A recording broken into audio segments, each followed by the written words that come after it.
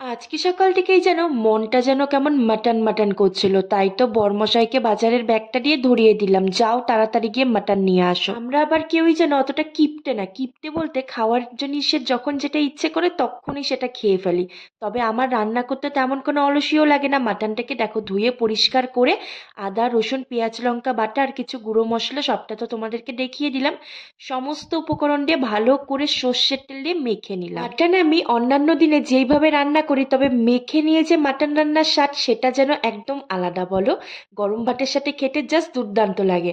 সঙ্গে আরেকটু মশলা পেস্ট করে নিলাম, গরম মশলা ফোড়ন দিয়ে আর কিছুটা কুচনো রসুন দিয়ে ভালো করে কাঁচা মশলাটা একটু নেড়ে চেড়ে নিয়ে তাতে কিছু গুঁড়ো মশলা দিয়ে দিলাম, ওই হলুদ জিরে গুঁড়ো লঙ্কা গুঁড়ো।